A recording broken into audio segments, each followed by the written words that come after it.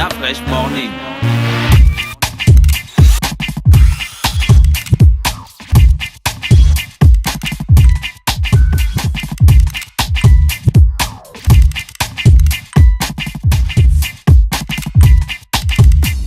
UrbanFM.fm. Urban FM 104.5, la station urbaine. Vous écoutez Urban FM 104.5, la station urbaine. Urban FM, première radio chez les jeunes.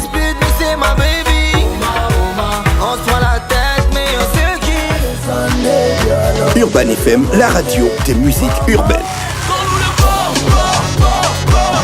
Urban FM 104.5, la station urbaine.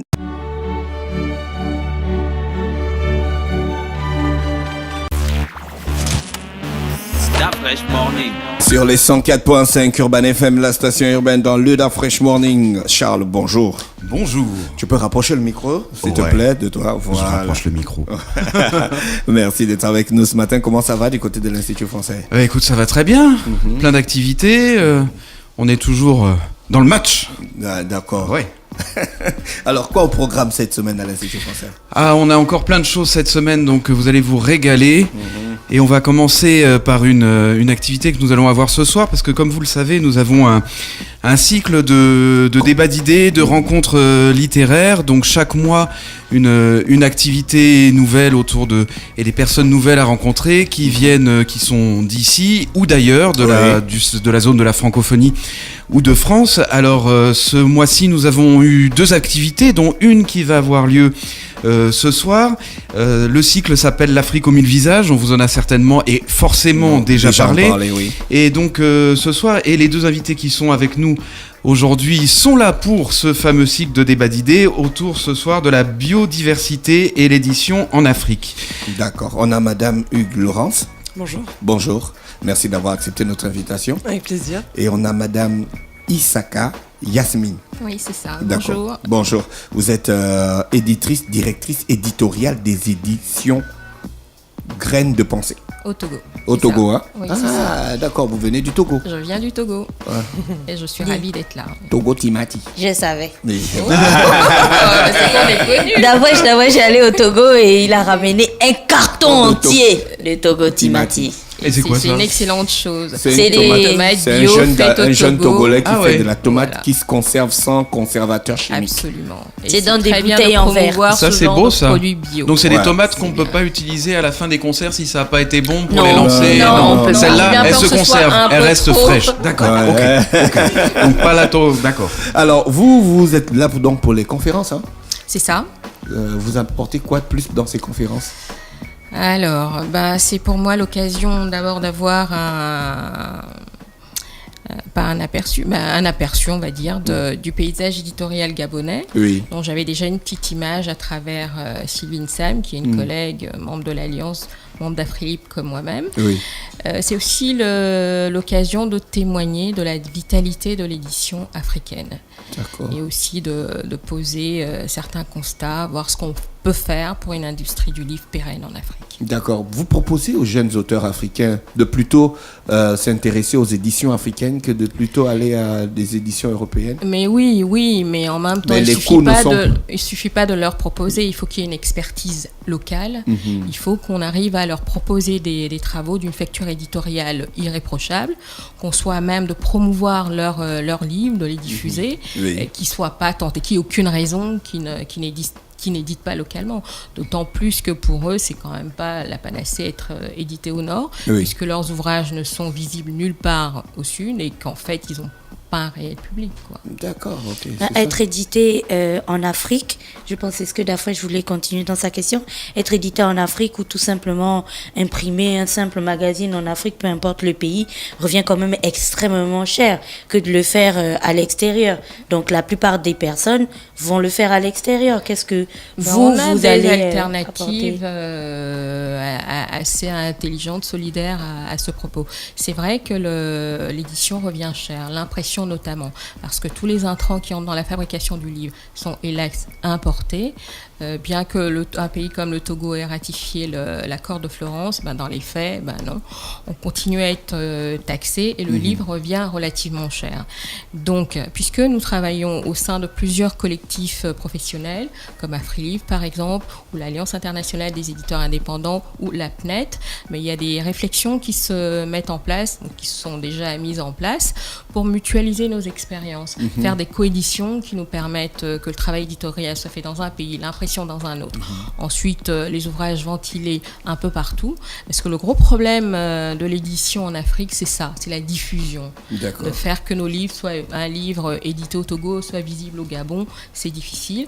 Mais à travers des biais comme les coéditions, des co-distributions, on arrive à proposer des ouvrages au public africain qui sont des ouvrages de très bonne facture éditoriale et qui reviennent pas cher. Notamment, et là, je vais parler d'une belle collection initiée par les membres, certains membres de l'Alliance internationale des éditeurs indépendants, une collection qui s'appelle Terre solidaire, qui nous permet de reprendre, de racheter les droits d'ouvrages d'auteurs africains, initialement édités au nord, et de les proposer au sud à des prix défiant toute concurrence. Un ouvrage de la collection coûte entre 2500 et 3500. Et on a des auteurs d'un peu partout d'Afrique, des auteurs connus, et qu'on met comme ça à la disposition de notre public. D'accord. Madame Laurence, c'est quoi exactement l'Alliance internationale des éditeurs indépendants ? C'est un collectif c'est un collectif professionnel de solidarité qui réunit 550 éditeurs indépendants dans 52 pays dans le monde. Pas uniquement dans la francophonie, dans le monde. En Amérique latine, en Asie, en Europe. Donc on travaille en 6 langues. Et donc dans ce collectif-là, Yasmine l'a évoqué à plusieurs reprises, on met en place des systèmes de coopération, mutualisation entre les éditeurs, qui sont souvent des éditeurs, des petites maisons d'édition dans le sens assez fragiles et qui prennent beaucoup de risques dans leur pays parce qu'elles sont indépendantes. Et il est important, le constat de départ de la création de l'Alliance, c'était ça, c'est de défendre ces éditeurs indépendants et de défendre la bibliodiversité. Donc c'est en effet la biodiversité, mais c'est la bibliodiversité. Donc la biodiversité, mais dans le monde de livres. Donc c'est vraiment la bibliodiversité. Et qu'est-ce que c'est que cette bibliodiversité ? Donc on en parlera ce soir dans le détail, mais c'est vraiment défendre ce que disait très bien Yasmine, l'édition locale, les créateurs locaux, les producteurs locaux, l'économie locale, et défendre à travers ça une variété aussi des idées, des contenus, une circulation des textes. Alors au sein de l'espace francophone bien sûr, mais je pense que la particularité du collectif de l'Alliance, c'est de sortir aussi des espaces et de mélanger les langues, de soutenir les traductions, les échanges professionnels aussi entre monde arabe, Amérique latine, Afrique. Pour nous, tout ça, c'est la biodiversité. On va revenir légèrement en arrière pour les plus jeunes qui écoutent notre émission. Oui. Qu'est-ce qu'un éditeur fait pour moi, jeune auteur ? Quel est le travail que l'éditeur va faire pour moi ?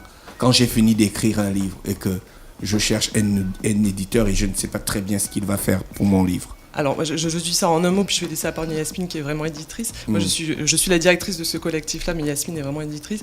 Et j'ai fait des études d'édition. Et moi, le premier mot qu'on m'a dit, c'est éditer, c'est choisir. Alors, éditer, c'est choisir, c'est avoir un catalogue. Donc, ne pas tout éditer, prendre des risques sur un texte. Voilà, prendre des risques sur un texte. Et je dirais que c'est une excellente définition. Et ça ça cadre parfaitement avec ce qu'on disait sur la bibliodiversité. C'est choisir un texte, le défendre. Mais un jeune auteur qui vient chez moi, qui veut se faire éditer, il faut que ce soit pour lui une plus-value.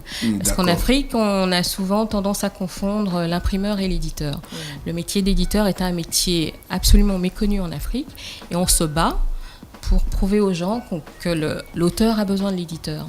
Donc avec un texte, moi je vais apporter un travail éditorial qui permettra à ce texte-là d'être accessible au public. Je vais Vous trouver allez un le lire et le public. corriger en fait. Bien sûr, je vais. Voilà, c'est ce qu'il faut Je nous vais dire. l'envoyer à un jeune écrivain qui vient à Graines de Pensée. Je prends son manuscrit, je l'enregistre. Ensuite, on est 2 à Graines de Pensée avec Christiane Ekoué. Donc, on regarde rapidement. Si on pense qu'il y a du potentiel, on l'envoie à un comité de lecture qui nous dira voilà comment faire. Et à ce moment-là, se posera un problème de contrat. Il y aura un contrat avec l'auteur, ensuite démarrera le travail éditorial.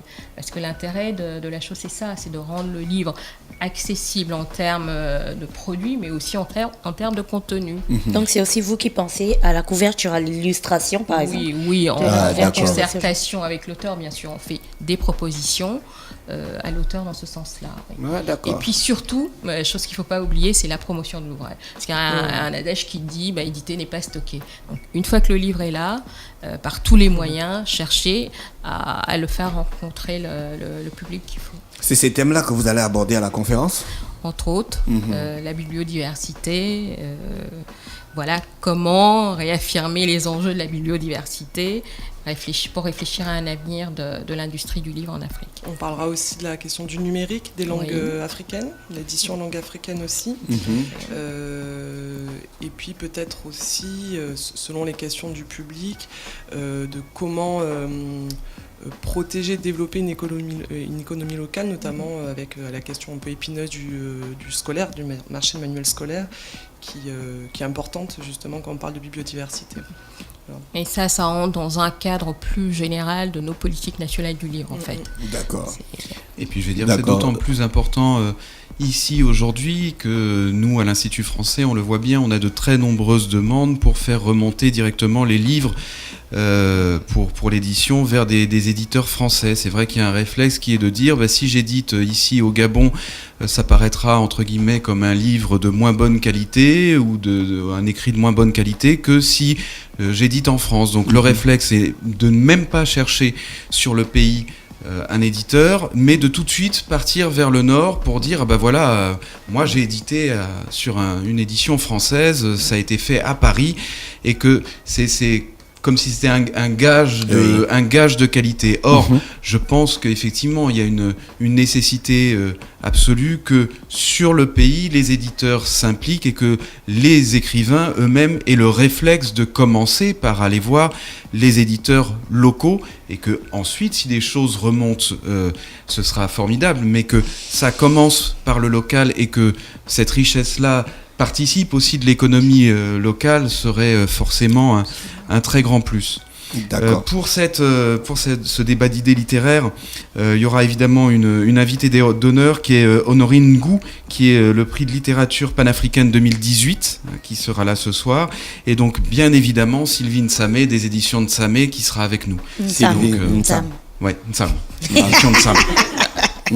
Je vais me réveiller, ça va aller. C'est pas grave. Parce que j'ai biodiversité au lieu de bibliodiversité, si j'ai bien compris. Non, c'est pas grave. Non, mais c'est passé. Tu sais, d'après, je me fais la même chose à chaque fois que j'ai des Nzarion. Ah ouais. Je le prononce très mal. Ça va être des points en moins sur ma copie quand je vais rentrer tout à l'heure. Et on avait 2 messages à passer avant que je n'oublie. La soirée est gratuite ce soir. C'est important de le préciser. C'est totalement gratuit. C'est gratuit. Donc, et La conférence. Le débat est gratuit. Et le deuxième message, il y a la possibilité de rencontrer Yasmine, Sylvie, moi-même et d'autres professionnels vendredi matin. D'accord. Lors d'un speed dating qui a lieu à l'Institut français, me semble-t-il. Voilà, vendredi matin. D'accord. Et on espère les gens viendront nombreux, Oui. parce que réellement on a envie de connaître les acteurs du livre ici et voir ce qu'on peut faire ensemble. Tant qu'il est vrai que le livre, c'est spécial comme enjeu et qu'on ne peut réussir ça qu'en s'y mettant à plusieurs, en mutualisant nos compétences, en échangeant, etc. Donc on espère qu'il y aura beaucoup de monde déjà ce soir et demain. Ouais, ce qui est souligné, c'est qu'il y aura aussi des éditeurs. Donc il y aura plusieurs tables qui présenteront des éditeurs locaux et puis qui pourront être là, et ce sera dans la grande salle 400, donc vraiment tous les étudiants, les éditeurs, les écrivains, poètes, tous ceux qui s'intéressent en tout cas à la littérature et à la question de l'édition, vous êtes chaleureusement conviés, c'est gratuit, on ouvre les portes, allez, on vous conseille d'arriver vers 19h, comme ça vous permettra de prendre une petite demi-heure pour rencontrer les éditeurs locaux, et ensuite 19h30, conférence, débat d'idées. Les choses seront posées avec nos invités et les modérateurs qui seront avec nous. À d'autres activités à l'Institut français ? Bien sûr, mais alors là, on va appeler nos amis Rick Beats et FL qui vont rentrer avec nous parce que samedi, on a un concert entre Gabon et Sao Tomé de rap. D'accord, on va faire entrer d'autres invités ce matin sur les 104.5. Le temps pour nous de dire au revoir à Madame Isaka et Madame Laurence. On vous remercie d'avoir accepté notre invitation. C'est nous qui vous remercions. On vous souhaite une bonne journée à l'écoute des programmes d'Urban FM. Merci, au revoir.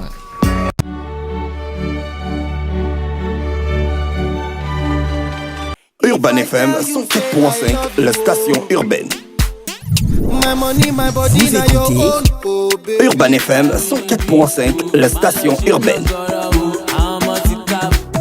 Urban FM, première radio chez les jeunes.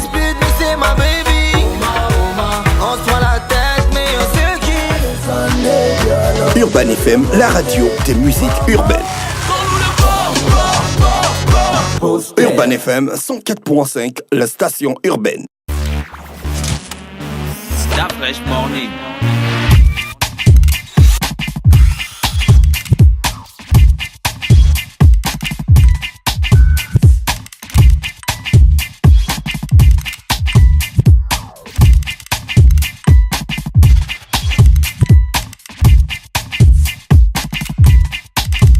UrbanFM.fm